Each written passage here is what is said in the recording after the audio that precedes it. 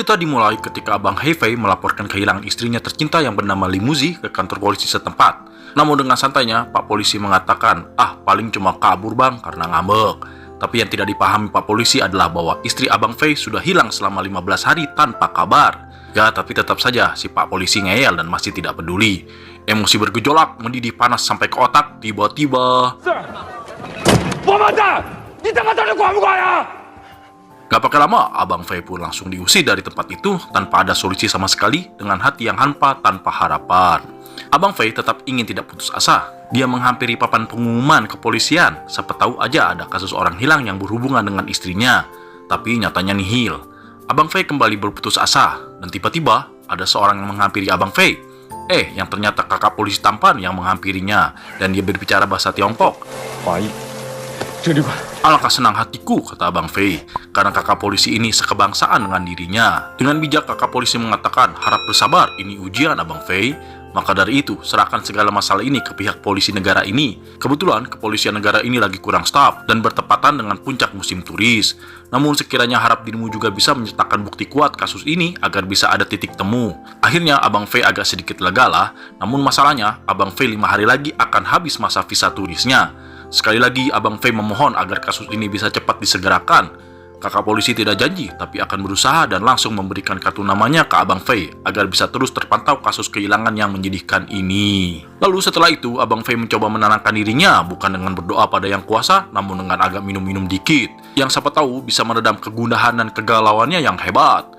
Lalu dia menatap foto istrinya karena rindu. Lalu tiba-tiba dia tertidur dan terbangun di pantai dengan hati yang senang karena melihat istrinya yang cantik bermain dengan ombak. Abang Fei langsung mengambil fotonya sambil memanggil namanya. Namun tiba-tiba... Itu hanya mimpi. Tetapi setelah agak meraba-raba kasur, ada sentuhan tangan lembut di sampingnya.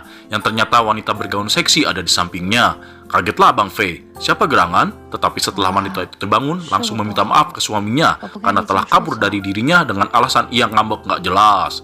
Istrinya langsung ingin memeluknya, namun Abang Fei menolaknya karena Abang Fei yakin bahwa wanita cantik dan gemula yang ada di hadapan matanya bukanlah istri yang dicintainya, Limuzi. Lah, gue istri lu lah Bang Fei, sambil menunjukkan foto wallpaper di HP milik wanita itu. Singkat cerita, tanpa anu-anu, mereka berkumpul di living room kamar hotel VVIP-nya bersama kakak polisi tampan yang sudah dikenal Abang Fei, yang bernama petugas Zeng. Kak Zeng langsung meminta paspor mereka berdua untuk memastikan kebenaran, kecocokan, tanggal mereka berangkat berlibur, nama bandara mereka tiba. Setelah diteliti, semua paspor cocok dan akurat. Nama istrinya Limuzi, berangkat tanggal 7 di Bandara Rida. Buat Abang Fei tetap yakin kalau paspor dan semua yang dimiliki wanita itu adalah fake alias palsu. Tapi dalam hati Bang Fei, kecantikan wanita itu tidaklah palsu. Kak Zeng bertanya lagi kepada Mbak Muzi, "Ayo, di mana kamu? Sampai hilang 15 hari?" Mbak Muzi menjawab, "Di Pulau Muzan." "Kok tidak telepon suamimu selama itu?" Mbak Muzi kesal sama suaminya, mau menakutinya supaya Abang Fei lebih sangat amat peduli kepada dirinya. Lalu Bang Fei membantah, Kak Zeng dengan tegas berucap, "Bila kau mengklaim ia bukan istrimu, apa ada bukti lain?" "Ada," kata Bang Fei. Lalu Bang Fei bertanya, di mana, kapan mereka menikah, di mana, bagaimana mereka berjumpa. Lalu dengan lantang Mbak Muzi menjawab semua pertanyaan suaminya, bahkan yang tidak ditanya pun dijawab dengan akurat. Lalu setelah Abang Fei kebingungan, Mbak Muzi balik bertanya,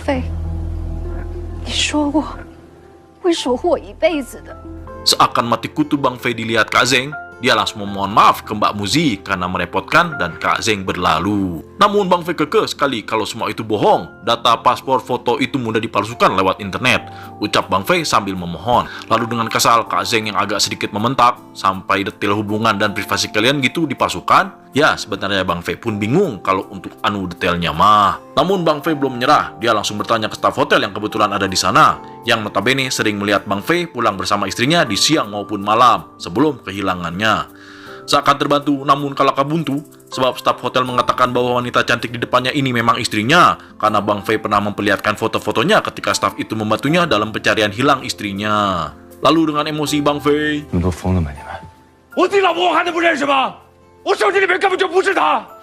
namun kenyataannya foto-foto itu memang benar adanya di HP Bang Fei. Bingung dan pusing tujuh keliling karena yakin wanita itu bukan istrinya, Bang Fei sekali lagi bertanya, bagaimana kau melakukan semua ini? Siapa dirimu? Dengan agak greget gemes dan agak sambil meremas-remas tangannya. Mbak Muzi ketakutan. Kenapa kamu Bang Fei? Aku nih Muzi. Kau nih apa? Aku takut. Lalu seakan teringat sesuatu, Bang Fei tanpa ragu langsung menarik kasar istrinya, mendorong Kak Zeng yang melerainya, membanting istrinya di sofa sambil berkata, ada bekas luka di kaki istrinya. Cuma dia yang tahu dan gak pakai lama.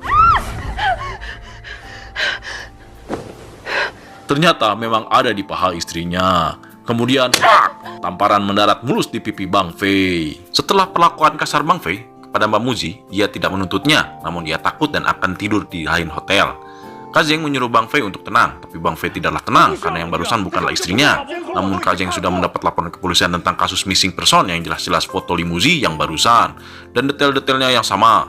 Hati-hati, bila kasar lagi kau bisa ditangkap, ucap Kak Zeng sambil berlalu pergi. Namun, Bang Fei lagi-lagi tidak akan percaya. Dia mulai menyelidiki tempat yang pernah dikunjungi bersama istrinya di Pulau Rida, Barlandia, nan indah itu. Mulai dari tempat pemotretan untuk bertanya salinan foto, namun tempat itu tidak menyediakannya dan akan tutup pula. Lalu di pantai yang hasilnya pun sama, nggak ada yang ingat. Kemudian di tempat rental kapal boot yang nihil juga. Sampai menelepon temannya yang boro-boro punya informasi tentang istrinya Bang Fei. Hingga ingat sesuatu, kalau ada sahabat karib limuzi yang mungkin punya informasi yang memiliki tato bersayap angel. Namun ketika mengirim chat sambil meminta pertemanan di akun tersebut, Bang Fei kecopetan oleh bocil-bocil di taman tersebut. Lalu dikejarlah mereka, hingga di suatu tempat, Bang Fei dihentikan oleh seorang bermotor yang mengatakan tempat itu berbahaya. Dan benar saja, keluarlah preman-preman bersenjata yang menghampiri Bang Fei. Dengan ketuanya Pak Bule dengan fashion anak pantai sambil merangkul gitar. Seketika, ketua dan seorang bermotor yang ternyata wanita cantik pula tatap-tatapan dengan sangat dalam. Lalu, dreng, dikembalikanlah dompet Bang Fei dan mengambil sesuatu yang penting di tanah. Dan lupa Bang Fei mengucap terima kasih. Lalu wanita cantik bermotor pergi dengan gaya. Kemudian Bang Fei pergi ke toko buku Galaksi yang ternyata dilihat dari kertas jatuh tadi. Yang dia ingat pernah membeli buku bersama istrinya. Setelah dilihat ada CCTV, Bang Fei langsung ingin melihat rekaman lama sewaktu bersama istrinya di tanggal kertas nota itu. Ya Bu Kasir nggak maulah, cuma petugas berwenang yang dapat bisa melihatnya. Namun istri Bang Fei juga ada di sana. Setelah disapa lembut oleh istrinya, Bang Fei tetap ingin melihat rekaman CCTV. Bu Kasir makin bingung, ya wong istrinya di depan mukanya. Bang Fei memutuskan untuk memanggil Kak Zeng. Lalu CCTV dicek bersama Kak Zeng, Bang Fei, dan Bu Kasir. Bang Fei yang merasa senang menjadi makin gak tenang ketika melihat rekaman CCTV itu. Ya memang wanita cantik istrinya Limuji yang bersamanya sekarang. Kak Zeng terheran-heran, apa sih yang mau kau buktikan Bang Fei? Serasa gak terima kau bisa karena Bang Fei yakin yang sekarang bukanlah istri aslinya. Bang Fei malah kumat sakit otaknya. Dia mengeluarkan obatnya, namun direbut oleh istrinya karena berbahaya dan dokter sudah menyuruh berhenti meminumnya. Terjadi rebut-rebutan yang akhirnya diamankan oleh Kak Zeng dan bertanya obat apa ini? Yang kata Bang Fei cuma obat migrain. Namun Kak Zeng gak percaya dan mau menangkap Bang Fei karena obat terlarang. Lalu mau gak mau Mbak Muji akhirnya menjelaskan bahwa obat itu untuk meredam sakit di fungsi saraf otak Bang Fei yang diakibatkan karena kerjaannya sebagai guru les diving yang selalu berurusan dengan menyelam dan kedalaman. Namun setelah mengkonsumsi obat itu, ternyata ada efek sampingnya. Bang Fei jadi mudah kesal dan marah, bahkan sampai berhayal. Pokoknya sungguh berbahaya. Namun Bang Fei tidak pernah menyakitiku. Lalu...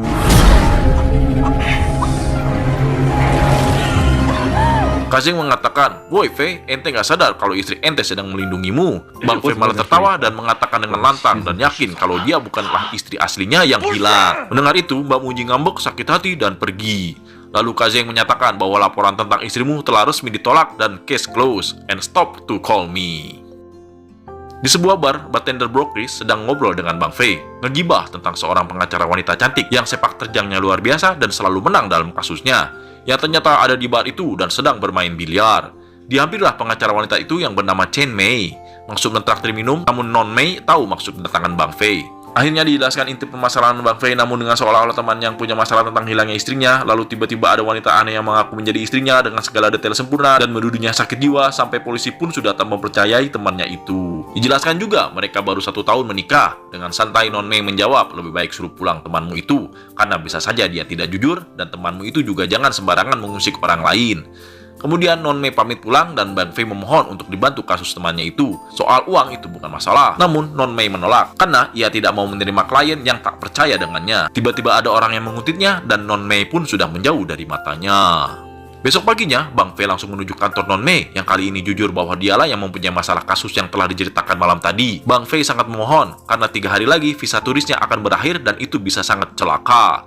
Akhirnya, Non Mei mempersilahkan Bang Fei masuk. Singkat cerita, detail kasusnya telah dibeberkan semua oleh Bang Fei ke pengacara Non Mei. Non Mei mengira ini ada pihak ketiga suatu sindikat penculikan berbahaya yang terorganisir.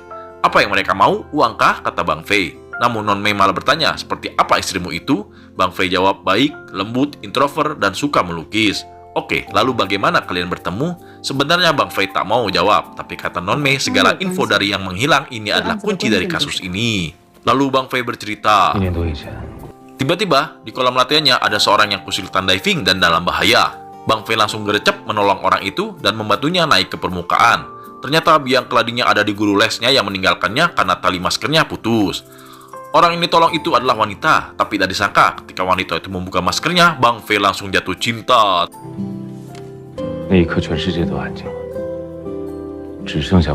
Pada pandangan pertama, ia adalah wanita cantik, istri asli Bang Fei. Nah, jadi udah nggak penasaran kan bros wajah asli istrinya yang hilang? Lalu mereka berbincang tentang keselamatan di kedalaman air, kode sinyal bawah air. Lalu setelah Bang Fei pamit mau balik, Mbak Muji bertanya, kamu penggemar Starry Night? Soalnya ada di gambar belakang bajumu. Ya, dan ternyata itu merupakan lukisan favorit Mbak Muji. Lalu Bang Fei menawarkan suatu saat akan mengajak Mbak Muji untuk melihat langit berbintang di bawah laut. Mbak Muji tersenyum senang. Mulai saat itu mereka saling memikirkan, chat-chatan, biasa nanya udah makan apa belum. Lalu menyuruh Mbak Muji untuk menatap langit yang sedang berbintang.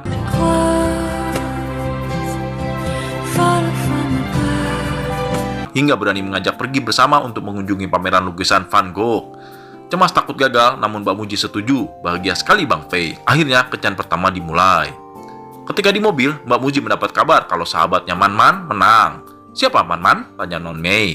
Dia adalah sahabat dekatnya Muji. Bang Fei tidak terlalu mengenalnya, namun dia merasa Man Man tidak begitu menyukainya.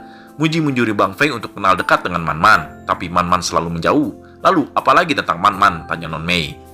Dia punya tato sayap angel di dadanya, tapi Bang Fei tidak mengenal wajahnya di foto itu, karena tiba-tiba mereka celaka akibat tidak fokus, tapi semua aman terkendali walau Mbak Muji sedikit terguncang. Setelah itu mereka akhirnya menikah. Keputusan cepat yang diambil Bang Fei, namun itu yang terbaik dan mereka hidup bahagia di tahun-tahun berikutnya. Lalu akhirnya Non Mei mengatakan, kalau kau menjadi klienku harus percaya mutlak, no secret and lie. Camkan itu. Bang Fei senang, Non Mei akhirnya membantunya. Penyelidikan pertama, kita ke Blue Dream Studio. Pokoknya ikuti perintahku tanpa bertanya. Let's go! Sampai di studio, Non Mei pura-pura mau menyewa tempat itu, lalu diajak berkeliling. Namun di salah satu jendela yang dipegang Non Mei rusak, hampir celaka. Non Mei merasa itu adalah jebakan. Lalu pemilik tempat itu menyalahkan tukang potretnya yang bernama Hazel, yang telah berhenti.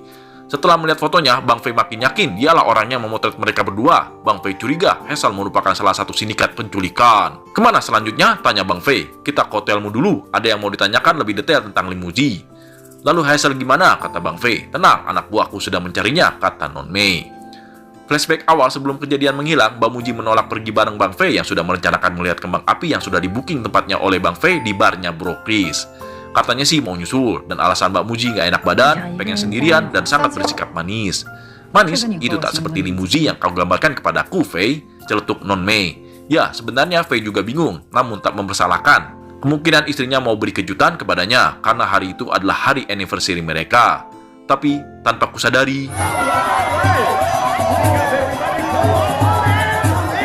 di sebuah klub pantai Hot Waves tempat janji bertemu Mbak Muji dan Bang Fei, sedang diadakan lomba teguk minuman, dan terlihat Bang Fei sedang menunggu Mbak Muji. Setelah lama menunggu dan agak cangkel, Bang Fei memutuskan untuk menuju kamar mandi, namun dia tersorot lampu penantang minuman. Mau nggak mau Bang Fei naik ke panggung, dan harus melakukan challenge.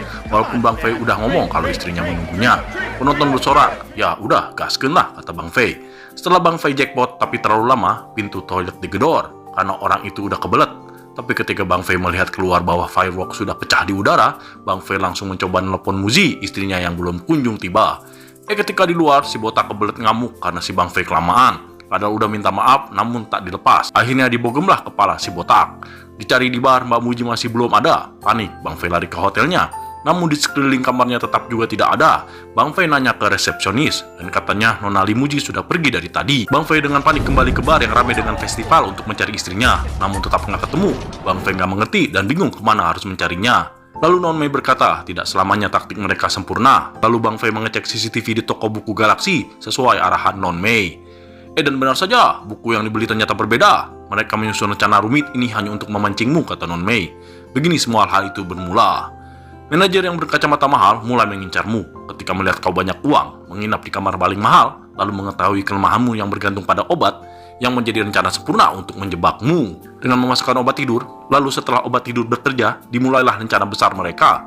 Wanita yang mengaku sebagai istrimu masuk, memfoto semua paspor, membuka file HP-mu dengan sidik jarimu, mengopi semua berkas HP-mu, menyalin semua isi HP-mu dengan editan mereka yang sempurna. Tentunya kong kali kong dengan studio foto, menyokong kasir toko buku untuk mengedit semua rekaman CCTV bersama istri aslimu. And then, the final plan, meletakkanmu di kasur bersama seorang wanita yang mengaku sebagai istrimu untuk membuatmu bingung yang tentunya untuk menjebakmu ke dalam semua rencana mereka yang lebih besar. Dan tentunya hacker mereka adalah orang yang sangat jago. Bila manajer terlibat, apakah semua staf hotel ini terlibat juga? Bang Fei bertanya. Belum tentu terlibat. Lebih tepatnya efek Mandela, balas Non Mei. Apa itu? Tanya Bang Fei. Efek yang memberikan detail dan petunjuk terus-menerus kepada seseorang sehingga menjadi kebiasaan dan orang yang melihat itu percaya bahwa orang yang dilihat adalah karakter tersebut atau orang yang dimaksud. Dalam kasus ini adalah efek istri palsumu yang selalu memakai baju istrimu, berpura-pura mengikutimu, dan seolah-olah berakting bahwa ia adalah istrimu yang membuat semua staf hotel ini menjadi percaya. Lalu intinya bagaimana nasib istriku tercinta? Ada dua kemungkinan, jawab Non Mei. Namun ketika Non Mei mau memberitahu lebih lanjut, ada suara langkah kaki di luar. Yang ternyata istri palsunya Bang Fei sedang menuju kamar hotelnya. Bang Fei paniklah, masa enggak? Takut menjadi skandal, Bang Fei menyembunyikan Non Mei di kamar mandi. Maksud kedatangan istri palsu Bang Fei ingin berdamai, jangan berantem mulu, dan mengajak dinner sambil minum-minum di resto pinggir pantai yang sudah dipesan olehnya. Tetapi ketika melihat meja di hotelnya ada 2 gelas minuman, Fake Muji curiga bahwa ada orang selain mereka berdua. Karena sudah ketahuan, Non Mei pun menghampiri Fake Muji dan memperkenalkan dirinya sebagai pengacara Bang Fei. Namun ditolak oleh Fake Muji dan menyindir seakan tak percaya karena mengapa pengacara kerjanya di kamar mandi. Tanpa banyak cincong, Non Mei cabut dari tempat itu. Lalu di luar, Non Mei berkata, ikuti kemauannya, palsu atau asli saat ini dia adalah istrimu. Kalau lengah, kita korek informasi darinya, sambil memberikan alat penyadap kepada Bang Fei. Lalu malam itu...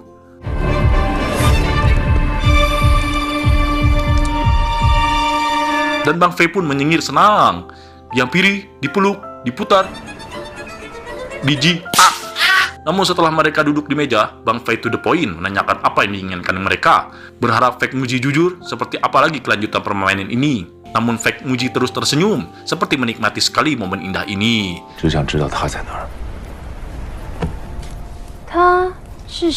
Akhirnya awalnya Fake Muji nggak mau ngaku, but ketika Bang Fei menawarkan uang, Fake Muji agak mulai lulu. Dan ketika Bang Fei juga mengancam akan membongkar rencana mereka dengan pengacaranya, Fake Muji pun jujur. Mereka ingin membuat Bang Fei kebingungan, depresi, dan stres. Karena itu adalah kelemahannya, otak cepat kram karena kedalaman. Setelah terjadi gangguan psikotik, aku, istrimu yang punya perwalian penuh, berhak memasukkanmu ke RSJ terdekat dan mengambil semua asetmu. Lalu... Emosi Bang Fei bisa teredam. Namun ketika Fake Muji terus merayunya dan menggodanya habis-habisan, Bang Fei pun langsung sangat amat mengamuk, soalnya takut kebablasan. Hingga tiba-tiba...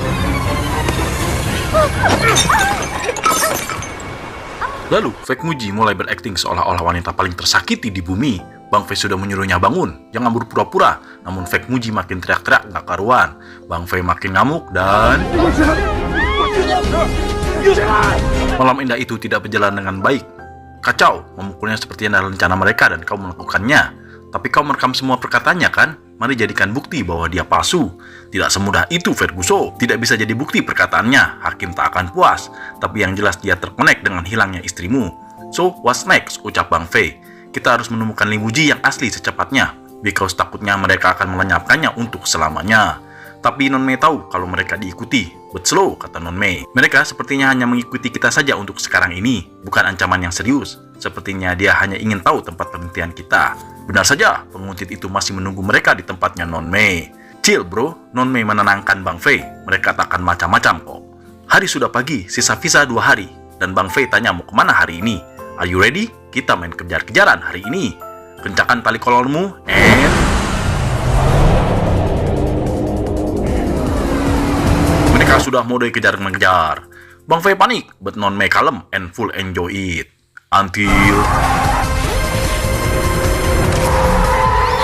Dan ketika pengejar itu selamat dan ingin mengejar kembali, dia sudah kehilangan mobil Non Mei. ternyata Non Mei masuk ke tempat wisata yang banyak mobil parkir dan memarkirkan mobilnya di sana. Namun si pengejar tampak mengetahui bahwa mereka masuk ke tempat ini. Akan tetapi setelah ditelusuri, Non Mei dan Bang Fei tetap tak ditemukan. Yang akhirnya si pengejar pergi dari tempat itu. Akan tetapi berkat sebuah kejeniusan Non Mei, kini mereka yang sekarang membuntuti si pengejar dengan ide mengganti kendaraan yang ditumpanginya. Setelah berhasil dibuntuti, akhirnya mereka sampai di tempat persembunyian sang pengejar. Gak pakai lama, mereka memasuki tempat tersembunyi itu. Di sana banyak paspor palsu, bahkan paspor Li Muji palsu. Yang lebih mencenangkan lagi, banyak foto-foto target operasi Bang Fei dan Mbak Muji yang menerangkan kasus tewasnya keluarga grup Xing Xuan dan berita tentang hutang yang besar di grup itu dan kaitannya dengan pernikahan Bang Fei dan Mbak Muji.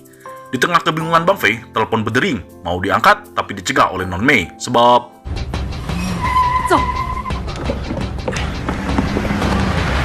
si pengejar kini tahu keberadaan mereka bari mawa senjata. Mau nggak mau mereka harus kabur dari sana tanpa kesempatan membawa bukti sama sekali. Pengejar terus memburu mereka, bahkan menembaki mereka. Tapi untungnya mereka berhasil kabur dan selamat. Dalam ketegangan itu, Bang Fei suruh lapor polisi. Namun percuma, bukti-bukti pasti sudah hilang semua. Dan takutnya ada orang dalam di kepolisian, jawab Non Mei. Bingung harus bagaimana, tiba-tiba Non Mei mengatakan bahwa Bang Fei tidak sepenuhnya jujur. Karena ternyata Bang Fei adalah penjudi. Ini tak berkaitan dengan kasus, kata Bang Fei. Tapi kenyataannya istrimu menikahi pria yang tidak baik. Apakah ini yang menyebabkan kalian bertengkar? Dan sepertinya kau pun banyak hutang, kata Non Mei. Dan penjahat-penjahat itu sepertinya mengincar kalian dan menculik Muji untuk tebusan. Atau bisa jadi istrimu yang merencanakan ini semua karena dia muak dengan segala tingkahmu dan ingin membuatmu kacau.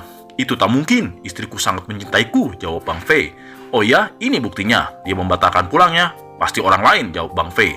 Lalu menarik hampir semua uangnya ketika menghilang. Sebab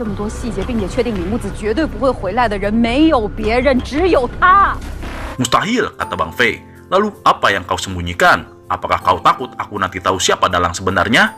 Kata Non Mei. Adu argumen terjadi, lalu tiba-tiba semuanya menjadi hening. Lalu Bang Fei bercerita masa lalunya bahwa ayahnya alkoholik, ibunya penjudi, namun dia rajin sekolah tapi tidak kuliah. Lalu aku merantau di Shanghai, kerja jor-joran dari menjadi kurir, bartender, hingga guru les diving. Namun aku nggak puas, aku ingin banyak uang. Akhirnya aku berjudi kecil hingga besar. Dari mulai menang terus, banyak uang dan berpesta. Lalu kalah hingga berutang banyak, sampai lalu aku sadar, tapi hutang sudah menumpuk. Aku mencoba bundir, tapi gagal. Lalu akhirnya aku pun bertemu Muji. Lalu aku menceritakan semua masalahku. Muji membantuku melunasi semua hutangku dengan syarat aku harus berubah total. Aku menyanggupinya dan sangat berterima kasih. Hingga aku pun dipercaya mengurus semua bisnis orang tuanya. Akhirnya Non Mei pun percaya. Namun sisa visa Bang Fei tinggal sehari lagi. Besok paginya, Non Mei berhasil kontak dengan Hazel dan membuat perjanjian dengan menukar salinan foto untuk bukti dengan uang. Dan benar saja, itu adalah foto asli mereka. Namun ada yang menarik di sini, bros. Perhatikan. She drank my liquid and hasn't returned. Non Mei sempat bingung dan bertanya-tanya. Namun kata Bang Fei mustahil, dia salah orang. Lalu mereka pergi ke kantor polisi untuk menyerahkan bukti.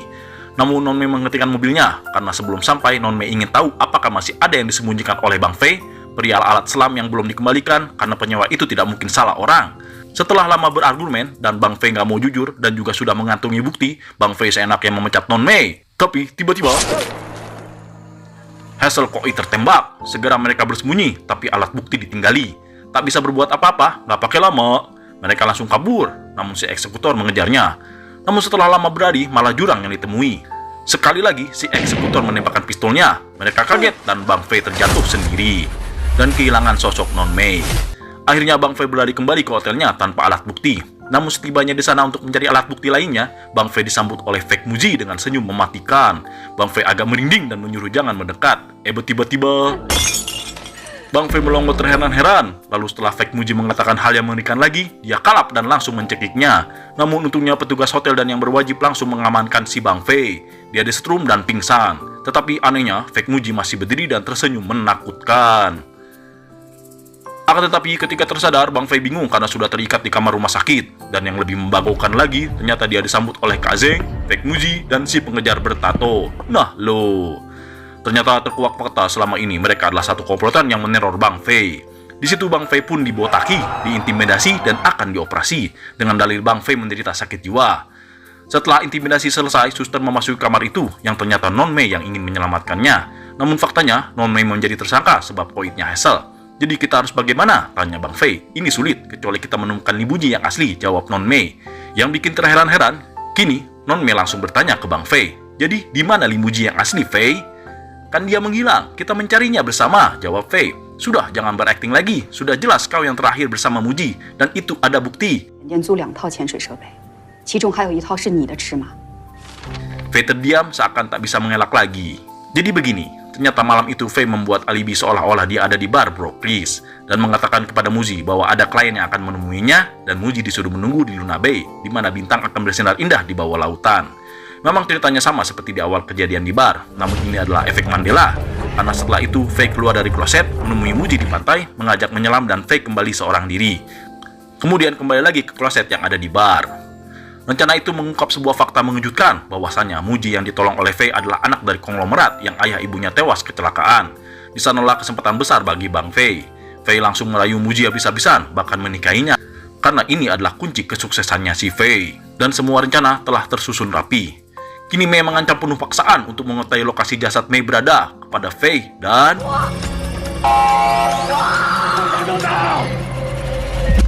Ya, lokasinya ada di mercusuar Mosa. Sungguh ironis sekali, ternyata motif Fei adalah sakit hati, because Muji tidak mau membantu lagi melunasi hutang si Fei yang sudah candu bermain judi dan akan bercerai. Tentunya biar rencana berhasil, sekali lagi Fei merayu Muji pas anniversary mereka. Namun yang tadi ketahui Fei, Muji kala itu sedang hamil.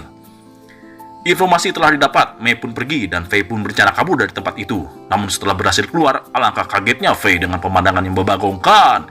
Ya, ternyata semua yang dialami Fei dari awal hingga akhir adalah sebuah rencana Mei dan kawan-kawannya yang sangat keren.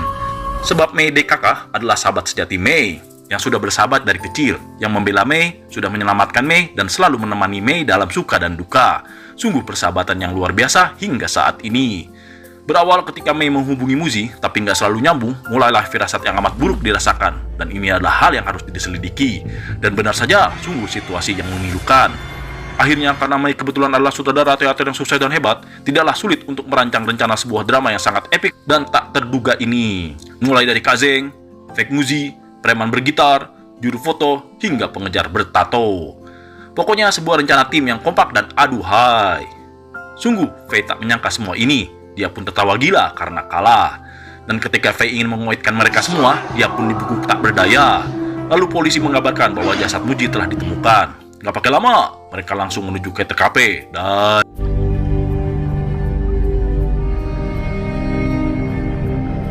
Sungguh pemandangan yang amat memilukan dan mengiris hati. Dan berikut adalah kronologinya.